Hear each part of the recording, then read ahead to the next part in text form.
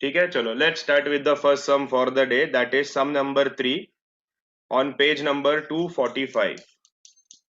Sum number 3, page number 245. Sum number 3, page number 245. देखो अभी ये जो क्वेश्चन है ना, इसमें अभी तक जो हमने लास्ट क्लास तक किया, लास्ट 2 लेक्चर में किया, उसमें those were normal sums where in I am just purchasing any asset and वो मेरे पास बिजनेस के एंड तक है. But in this question you will come across a part wherein you are selling an asset. अभी when you are selling an asset, तो sir what calculations do we need to, कौन सा sir calculation हमको करना पड़ेगा? तो there are certain different calculation that you need to understand. तो मैं इसलिए बोल रहा हूँ कि ये जब हम करेंगे ना, बहुत ध्यान से सुनना कि मैं क्या कर रहा हूँ. सबसे पहले डेप्रिसिएशन का सम करने का टाइम में मैं क्या करूंगा, मैं पहले पूरा सम रीड करूंगा, देन मैं ये फाइंड आउट करूंगा कि मेरे पास कितना मशीन है, एंड कितना मशीन है ये फर्स्ट चीज फाइंड करूंगा. उसके बाद मैं दूसरा फाइंड करूंगा, अगर मैं मशीन बेच रहा हूँ तो मैं कौन सा मशीन बेच रहा हूँ, क्योंकि जो मेरे पास मशीन है उसी में से मैं बेच सकता हूँ.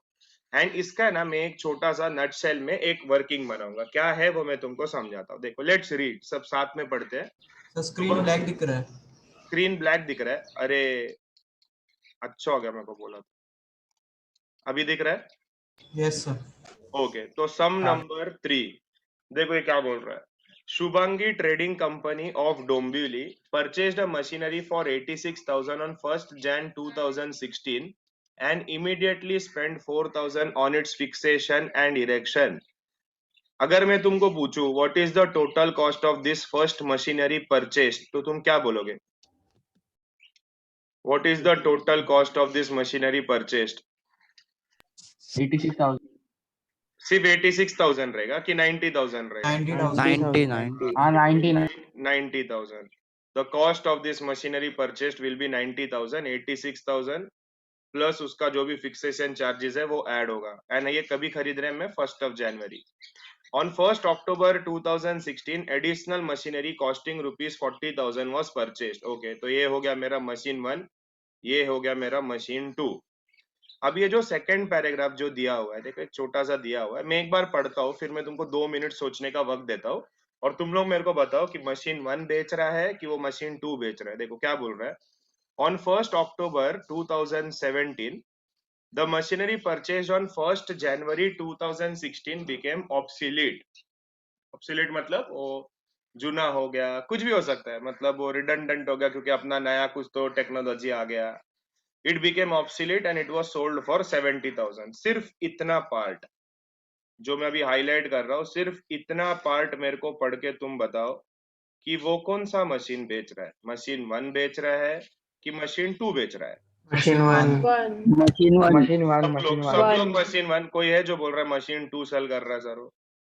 नहीं, मशीन 1 बेच रहा है. Now my second question is, कभी बेच रहा है? कौन सा डेट पे बेच रहा है? पढ़ो, सब लोग पढ़ो. 1st October 2017.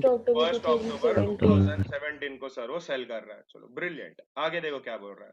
On 1st July 2017, a new machine was also purchased for 45,000. Okay, तो ये एक और मशीन खरीद रहा है. तो मेरे पास है मशीन 1, मेरे पास है मशीन 2 40,000 का, एंड मेरे पास है मशीन 3 45,000 का. Depreciation was to be provided annually on 31st March at the rate of 12% per annum on fixed installment method. So fixed installment method is our first method. What are we supposed to prepare? Prepare machinery account for 3 years and pass journal entry for the 3rd year. देखो तो ये question में हम लोग थोड़ा change करते हैं. हम लोग क्या करेंगे, we will prepare machinery account and we will prepare depreciation account. journal entries हम बाद में करते हैं. तो देखो ये जो क्वेश्चन मैंने रीड किया उसमें लोग बोल रहे हैं prepare machinery account for 3 years. अभी सवाल ये है कि सर कौन सा 3 साल? बहुत सिंपल है माय डियर स्टूडेंट. जो साल में पहला मशीन खरीदा ना, वहां से 3 साल. अभी उसने 1st जनवरी 2016 को मशीन खरीदा, तो 3 साल कैसे स्टार्ट होगा बताओ? 1st जनवरी 2016 कौन से साल में पड़ता है, कौन सा फाइनेंशियल ईयर में आता है? वो आएगा 2015-16. फिर उसके बाद तुम बनाएगा 2016-17.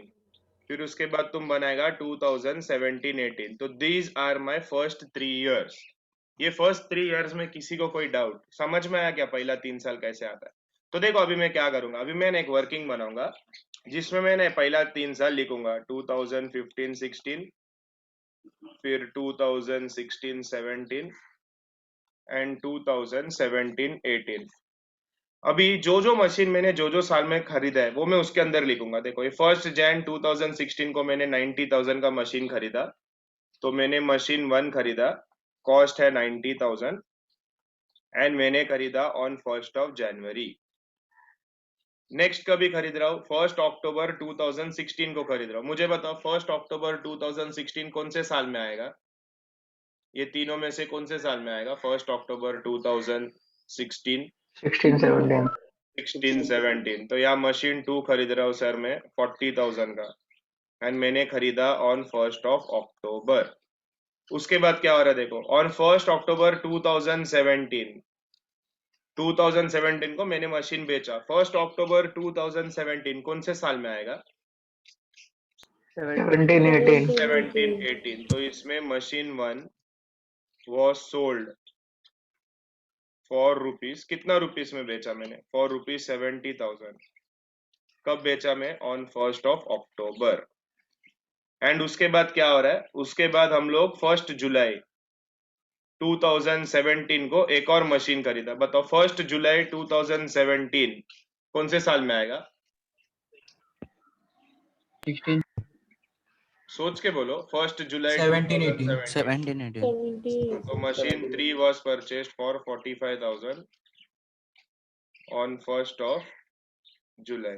एंड मेरा रेट ऑफ डेप्रिसिएशन क्या देके रखा है? डेप्रिसिएशन मेरे को क्वेश्चन में देके रखा है, कितना था? 12%। तो depreciation is my 12% on straight line method. ठीक है, ये जो मैंने लिखा ना ये मेरा पूरा सम है। एक बार मैंने यहाँ पर ऐसा जॉट डाउन कर दिया, उसके बाद मैं वापस जाके अपना वो मेन सम नहीं देखूंगा क्योंकि मेरे को इसका कुछ काम ही नहीं है। मेरा पूरा का पूरा सम मेरे आंखों के सामने है, तो मेरा calculation will be very very simple. So before we start with this calculation, थोड़ा मैं तुमको ऊपर ऊपर से क्वेश्चन पूछना चाहता हूँ। देखो अब ये जो मैंने फर्स्ट मशीन खरीदा, मैंने फर्स्ट मशीन खरीदा है 1 Jan को, बराबर? अरे हाँ ना, प्लीज रिस्पॉन्ड, बराबर? Yes, sir. तो मुझे बताओ ये फर्स्ट मशीन पे कितना मंथ्स का डेप्रिसिएशन लगेगा? First machine was purchase on 1 January। साल खत्म होता है मेरा मार्च में, तो मैंने ये मशीन कितना महीना यूज किया? Only 3 months। अरे समझ में आ रहा है क्या 3 सबको? months. 3 months. अभी देखो ये मशीन 2 का मैं बात करता हूँ। ये machine 2 was purchase on 1 October। 1 October को मशीन 2 वॉज परचेज, तो ये मशीन 2 पे ये 16-17 साल में कितना मंथ का डेप्रिसिएशन लगेगा? 6 months. 6 months। अब ये मशीन 3 का बात करता हूँ। देखो ये मशीन 3 ये 17-18 में खरीदा है मैं, 45,000 का मैंने 1 जुलाई को खरीदा है। तो ये जो 1 जुलाई को खरीदने वाला मशीन है इस पे कितना महीने का डेप्रिसिएशन लगेगा? 8 months.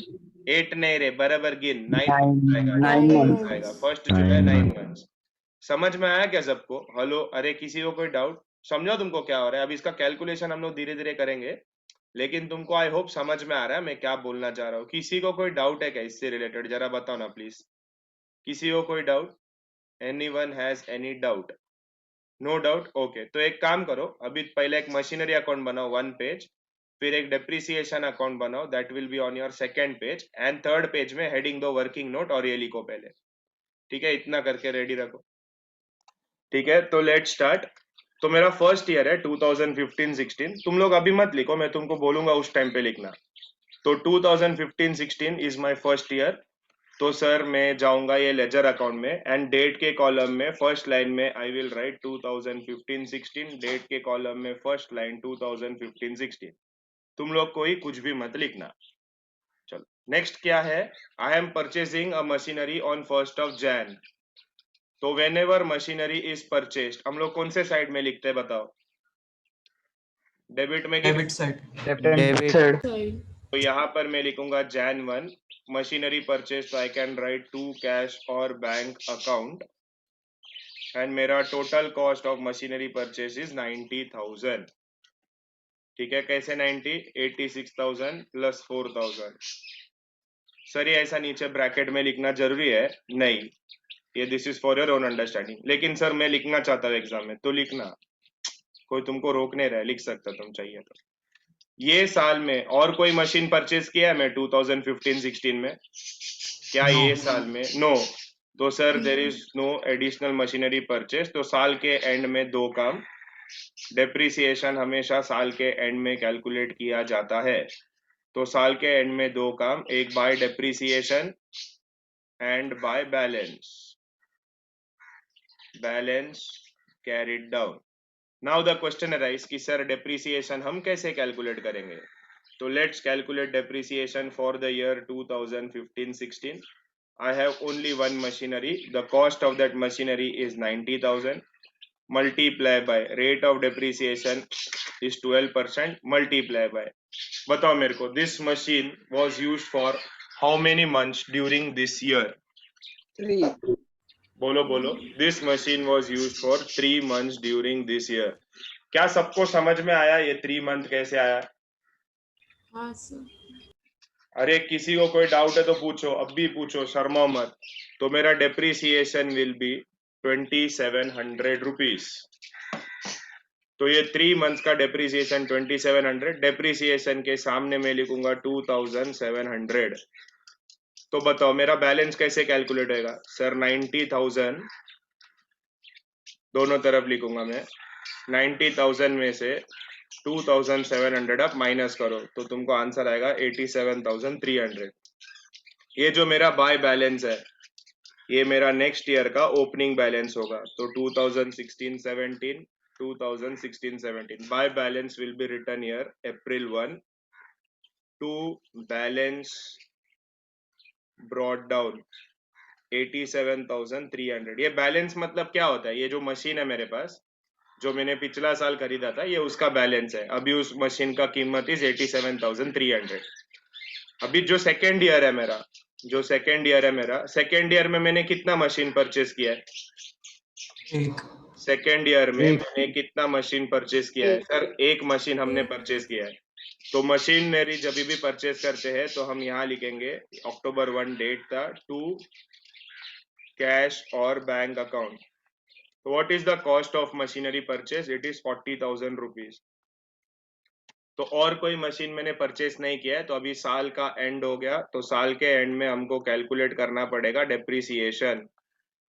तो साल के एंड में यहाँ पर आएगा बाय डेप्रिसिएशन एंड फिर हम ढूंढेंगे बाय बैलेंस कैरिड डाउन।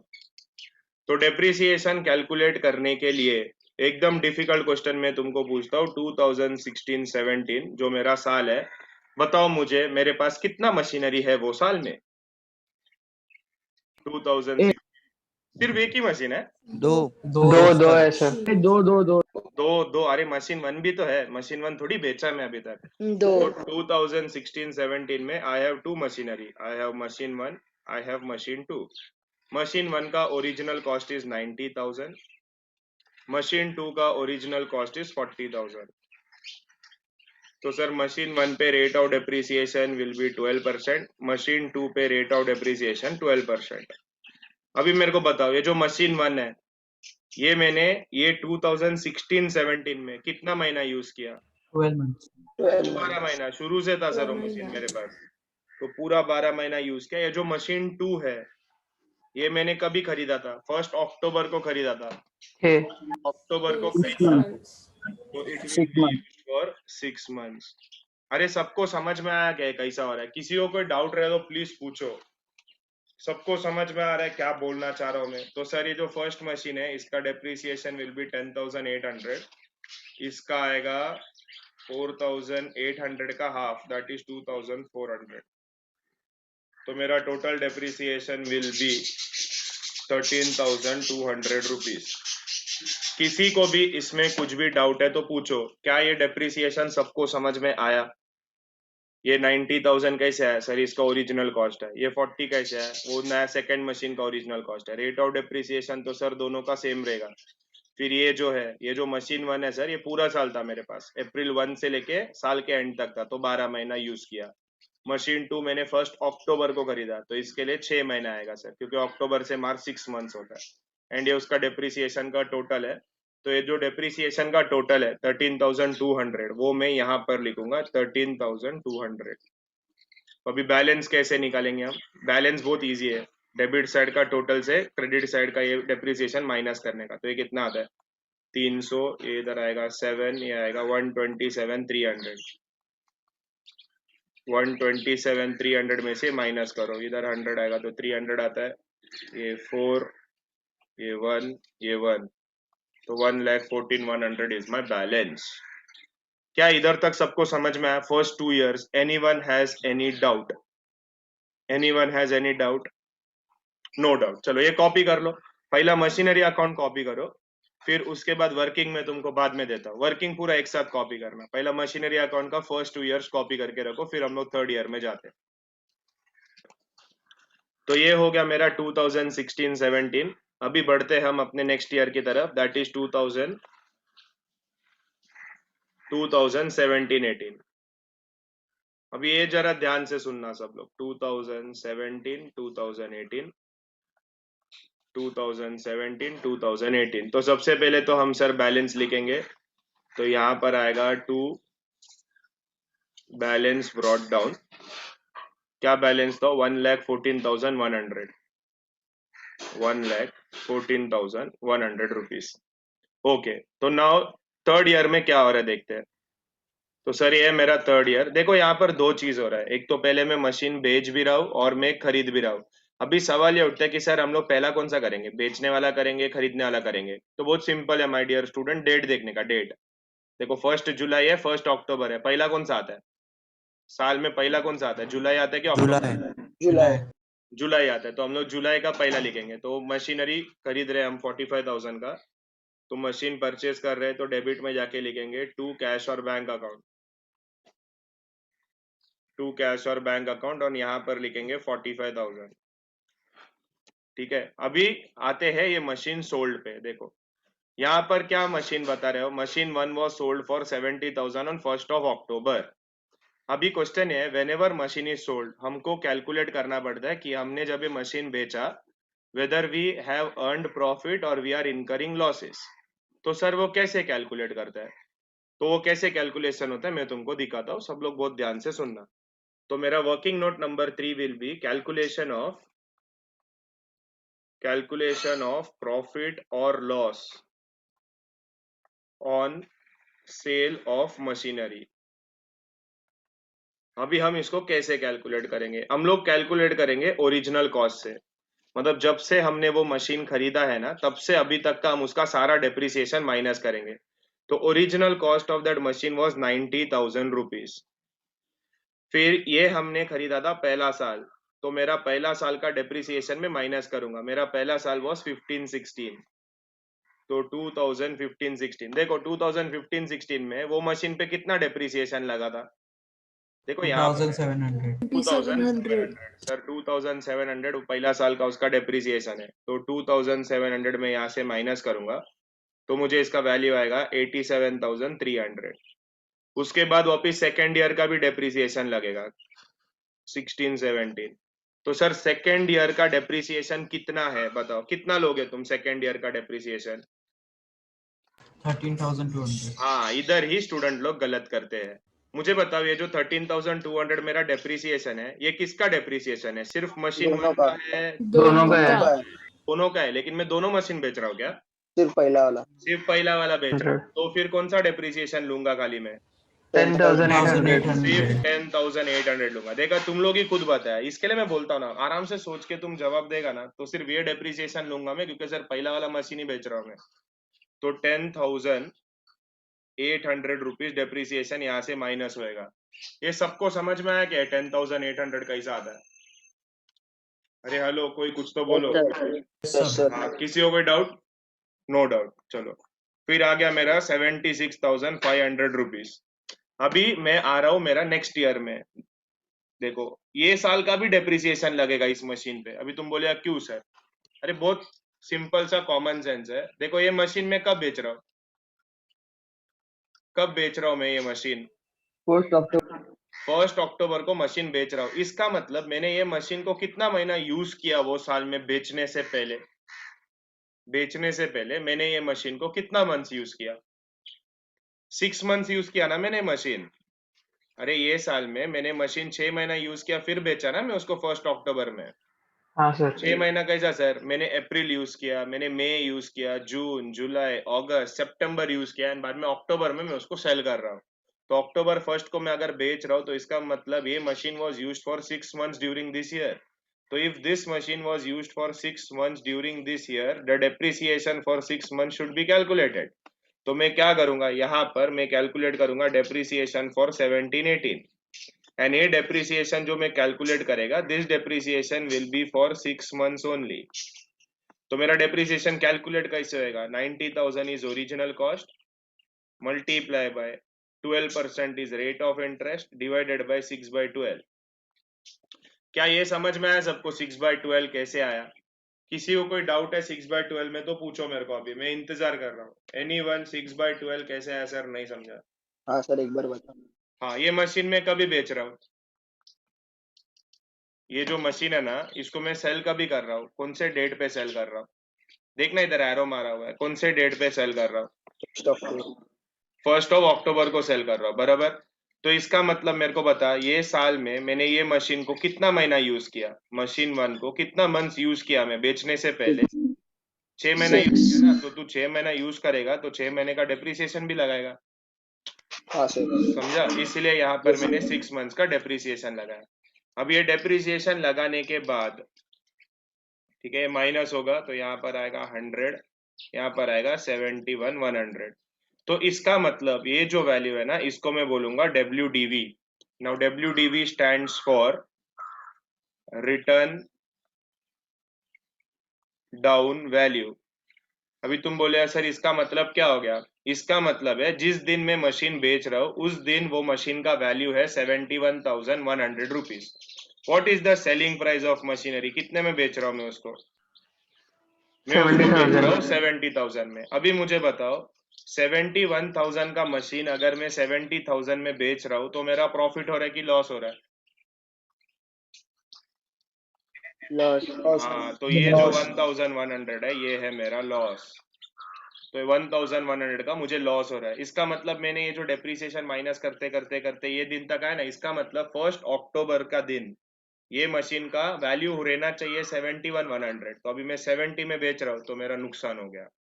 समझ में आया क्या मैं क्या बोल रहा हूँ? तो इसमें से ना मेरे को 3 चीजों का जरूरत पड़ेगा। मैं सम करने का टाइम में कैलकुलेशन करके मेरे को 3 चीजों का जरूरत पड़ेगा। First one is depreciation of current year, उसके बाद मुझे जरूरत पड़ेगा सेलिंग प्राइस का एंड उसके बाद मुझे जरूरत पड़ेगा ये लॉस का। कौन सा 3 चीज? डेप्रिसिएशन ऑफ करेंट ईयर मतलब ये वाला वैल्यू, फिर उसके बाद सेलिंग प्राइस एंड उसके बाद लॉस। वापिस रिपीट कर रहा हूँ, कौन सा 3 चीज? डेप्रिसिएशन ऑफ करेंट ईयर मतलब जो साल मशीन बेच रहे वो साल का डेप्रिसिएशन, फिर सेलिंग प्राइस, फिर उसके बाद लॉस। सर अभी 1 मिनट, मैं आगे तुमको जर्नल एंट्री दिखाने से पहले मेरे को बताओ इसमें किसी को कोई डाउट है क्या? कौन बताएगा मेरे को ये कैलकुलेशन मैंने इधर तक क्यों किया? ये 71,100 मैंने क्यों ढूंढा? क्या जरूरत था इसका ढूंढने का? कौन बताएगा? ऐसे तो तुम सर प्रॉफिट है कि लॉस लॉस चेक पता करने को चलेगा। और लॉस प्रॉफिट है कि लॉस चेक करना है तो मेरे को उस दिन का वैल्यू से ही कंपेयर करना पड़ेगा। तो इसके लिए मैं कंपैरिजन के लिए यहाँ तक उसका पूरा डेप्रिसिएशन निकाला, फिर मेरे को मालूम पड़ा ओ डेप्रिसिएशन माइनस करने के बाद है ना मेरा असेट का वैल्यू एक्चुअली 71,100 होता है और मैंने उसको सेल किया 70,000 में तो मेरा नुकसान हो गया। अगर मैं इसको बेचता ज्यादा वैल्यू पे मतलब ये 71 है मैं बेचता 81 में तो मेरा 10,000 का प्रॉफिट होता। समझ में आया क्या मैं क्या बोल रहा हूँ? एंड इसमें मुझे चाहिए ये 3 चीज। अभी देखो मैं कैसे करूंगा। सबसे पहला सवाल, सर ये 3 एंट्री जो हम पास करेंगे ये 3 एंट्री का डेट क्या रहेगा? ये 3 एंट्री का डेट रहेगा वो डेट जिस दिन मैं ये मशीन बेच रहा हूँ। मैं मशीन बेच रहा हूँ अक्टूबर 1 में। तो सर 3 चीज, ठीक है। ये पहला वाला डेप्रिसिएशन। डेप्रिसिएशन हम कहाँ लिखते हैं हमेशा? मशीनरी अकाउंट का कौन सा साइड में लिखते हैं? क्रेडिट। तो इधर भी क्रेडिट, हाँ इधर भी क्रेडिट में ही आएगा। तो यहाँ मैं लिखूंगा बाय डेप्रिसिएशन अकाउंट, तो वैल्यू विल बी 5,400 जो मैंने कैलकुलेट किया है। मशीन परचेस करते हैं तो सर हम डेबिट में लिखते हैं, बराबर। मशीन परचेस करते हैं तो हम डेबिट में लिखते हैं टू कैश और बैंक। तो मशीन बेचेंगे तो किधर लिखेंगे? ऑपोजिट साइड में लिखेंगे ना। अरे बोलो, ऑपोजिट साइड। तो यहाँ पर आएगा बाय कैश और bank account, selling price of machinery that is 70,000। And जो मेरा लॉस हुआ वो हम यहाँ लिखेंगे बाय प्रॉफिट, सॉरी लॉस है, एक मिनट, तो यहाँ पर आएगा by loss on sale of machinery, loss on sale of machinery account. कितना लॉस था? 1100 का। मुझे बताओ अगर ये प्रॉफिट होता तो हम कहाँ लिखते?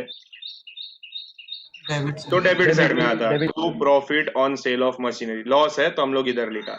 डेप्रिसिएशन तो सर हमेशा क्रेडिट में ही आता है, तो हमने इसको क्रेडिट में ही लिखा है।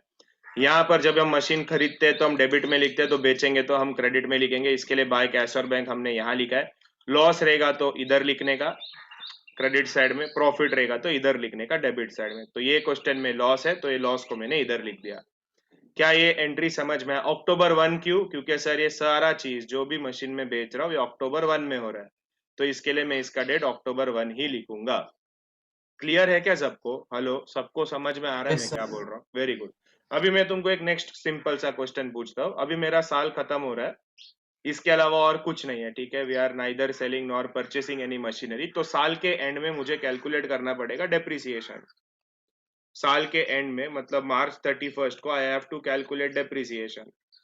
तो मार्च 31 को दो काम, by depreciation and by balance के नाम। अभी मेरा सवाल ये है कि सर मेरे पास कितना मशीनरी बाकी है? कौन बताएगा? बताओ, दिस इज जादू। कितना मशीन है मेरे पास साल के एंड में? Machine 2, 3. machine 3. 3. हाँ, मेरे पास है ना सर 2 मशीन है। तो देखो मैं इसका कैलकुलेट करता हूँ। जो मेरा लास्ट ईयर है दैट इज 17-18, उसमें मैं लिखता हूँ, देखो तुम्हारे समझने के लिए, मशीन 1, मशीन 2, मशीन 3। मशीन 1 मेरे पास अब नहीं रहा, इट इज सोल्ड आउट, तो इस पे depreciation will not be calculated. Machine 2 का वैल्यू कितना था? मशीन 2 इज 40,000 का मशीनरी, तो 40,000 का machinery, rate of depreciation is 12%। This machine was used for how many months during this year? Machine 2 कितना महीना यूज किया? 6 महीना। मशीन 2 6 महीना 12 पूरा 12 12 महीना 4,800, पूरा 12 महीना। मशीन 3 जो कि है मेरा 45,000 का, rate of depreciation 12%, multiply by, बोलो ये जो मशीन 3 है, ये मशीन 3 मैंने कितना महीना यूज किया? मशीन 3 9. बोलो, कोई 9 बोल रहा है, देखो 9 करेक्ट है क्या? हाँ सर। करेक्ट है 9, क्योंकि सर हाँ। 1 जुलाई में आपने लिया। तो ये जो मशीन 3 है it was used for 9 months, तो मेरा डेप्रिसिएशन आएगा 4050। तो ये जब मैं टोटल मारूंगा 8850 इज माय टोटल डेप्रिसिएशन। ये सोल्ड आउट है तो इसका डेप्रिसिएशन नहीं आएगा, ठीक है। इसका डेप्रिसिएशन साल के एंड में नहीं आएगा क्योंकि साल के एंड तक ये मशीन था ही नहीं मेरे पास सर। तो ये जो डेप्रिसिएशन है 8850, ये डेप्रिसिएशन में यहाँ पर लिखूंगा 8850 एंड फिर मैं ढूंढूंगा इसका बैलेंस।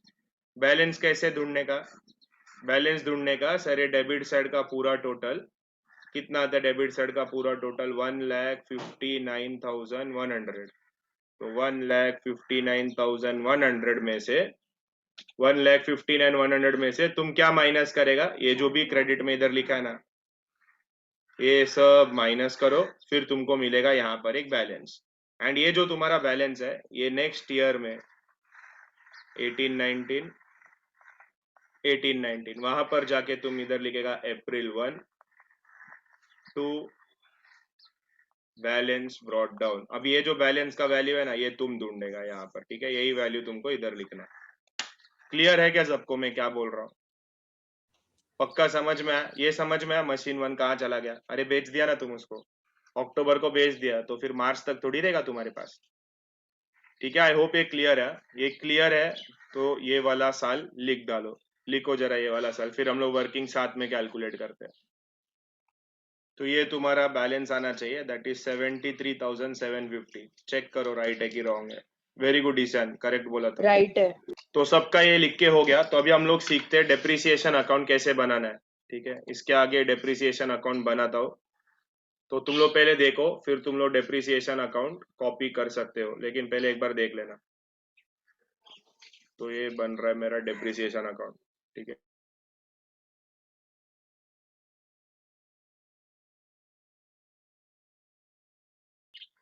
तो ये बन रहा है मेरा depreciation account debit balance, depreciation account credit balance.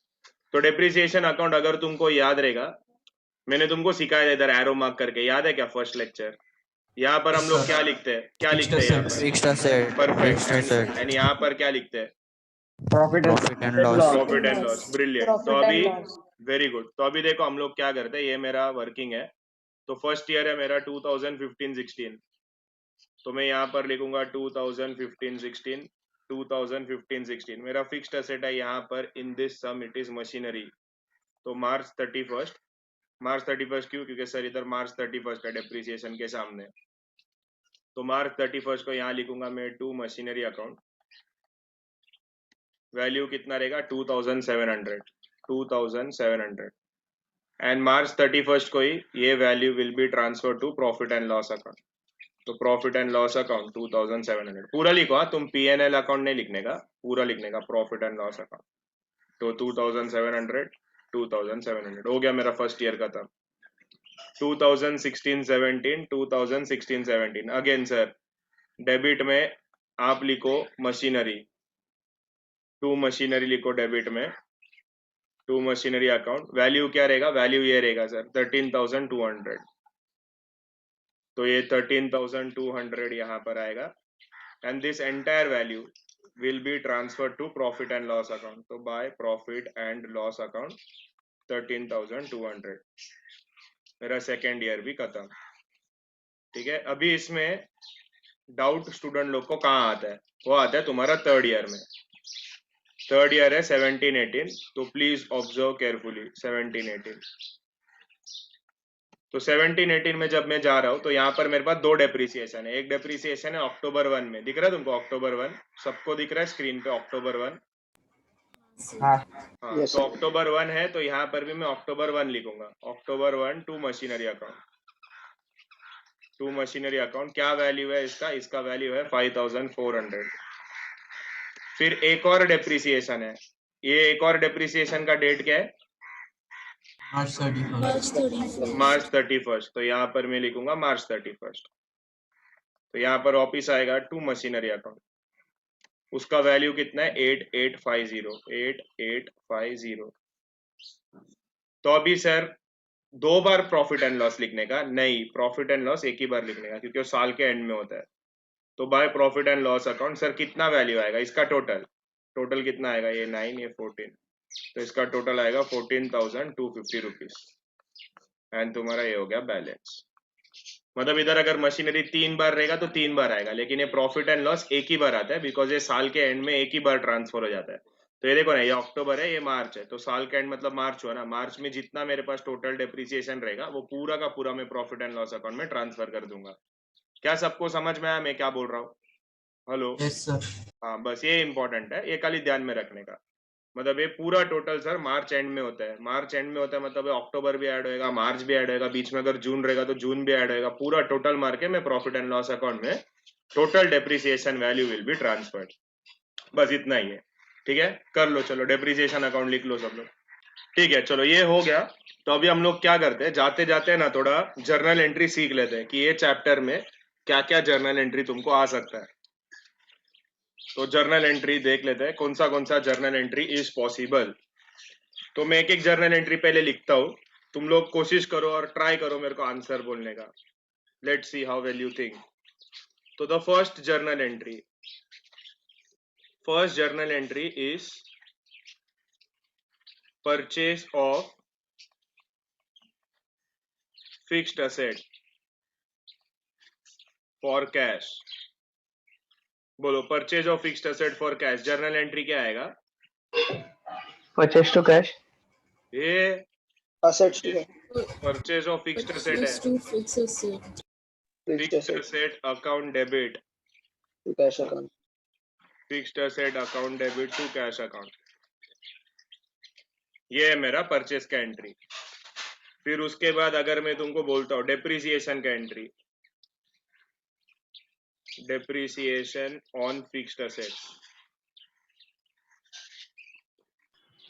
तो सर डेप्रिसिएशन का जर्नल एंट्री क्या आता है?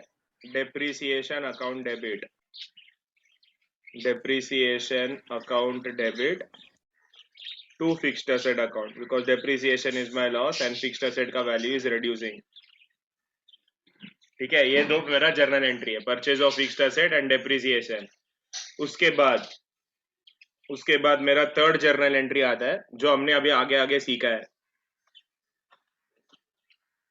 Profit on sale of machinery. अगर प्रॉफिट हो रहा है सेल ऑफ मशीनरी का तो तुम्हारा एंट्री क्या रहेगा? तुम्हारा एंट्री रहेगा कैश और bank account debit, because Lakshmi comes in to machinery नहीं फिक्स्ड एसेट. ठीक है, profit on sale of fixed asset, क्योंकि सब में कभी फिक्स्ड एसेट अलग अलग आएगा. तो यहाँ पर आएगा to fixed asset account, because fixed asset goes out, तो credit what goes out to profit on sale of fixed asset account. वही यहाँ पर, ये तो प्रॉफिट हो गया. देयर इज अ पॉसिबिलिटी कि आपको लॉस भी हो, तो loss on sale of fixed asset. अगर लॉस ऑन सेल रहेगा तो क्या एंट्री रहेगा? कैश और bank account debit, because Lakshmi comes in. Loss debit होता है तो यहाँ पर आएगा loss on sale of fixed asset account debit to fixed asset account, because fixed asset goes out. तो ये हो गया मेरा journal entry number 3, journal entry number 4. अभी जर्नल एंट्री नंबर 5, फिफ्थ है transfer of depreciation. Transfer of depreciation to profit and loss account, जो हम लोगों करते हैं ना, to machinery by profit and loss. तो इसका जर्नल एंट्री आता है profit and loss account debit, profit and loss account debit to depreciation account, profit and loss account debit to depreciation account. ये जो ट्रांसफर होता है ये हमेशा कब होता है? साल के एंड में. फिर एक और ट्रांसफर एंट्री आता है, transfer of profit on cell, and दूसरा ट्रांसफर एंट्री आता है transfer of loss on cell. तुम बोले सर ये क्या है प्रॉफिट ऑन सेल? ये देखो इधर जो प्रॉफिट हुआ था ना, ये प्रॉफिट और ये लॉस, ये भी ट्रांसफर होएगा. तो इसका ट्रांसफर कैसा होता है? प्रॉफिट ऑन सेल रहेगा तो तुम्हारा एंट्री रहेगा profit on sale of fixed asset account debit to profit and loss account, to profit and loss account. And अगर लॉस ऑन सेल है तो तुम्हारा एंट्री आएगा profit and loss account debit to loss on sale of fixed asset. बस these are the journal entries जो तुमको ये lesson में आना चाहिए. अगर तुमको ये 7 जर्नल एंट्रीज आ गया तो तुम्हारा वो जर्नल एंट्री से रिलेटेड जो भी क्वेश्चन आएगा वो कभी भी गलत नहीं होएगा. पहला तो ये परचेस किया, फिर डेप्रिसिएशन, फिर उसके बाद प्रॉफिट हुआ तो क्या एंट्री, लॉस हुआ तो क्या एंट्री, एंड बाद में दो ट्रांसफर एंट्री, एक ट्रांसफर ऑफ डेप्रिसिएशन एंड एक ट्रांसफर ऑफ या तो प्रॉफिट या तो लॉस. वो एक सम में दोनों साथ में नहीं आएगा. मतलब एक ही मशीन बेचा तो प्रॉफिट भी हो रहा है लॉस भी हो रहा है, ऐसा नहीं होता है. या तो उसका लॉस होगा या तो प्रॉफिट होगा. तो ये एंट्री हम लोग करेंगे तभी धीरे धीरे तुमको समझ में आ जाएगा. फिलहाल के लिए इसको लिख के रख दो, ठीक है? हेडिंग दो जर्नल एंट्रीज एंड ये लिख दो, and this is the last part of today's class. ये जर्नल एंट्री लिख के रखो, तुम्हारा जैसे हो जाए मेरे को बताना.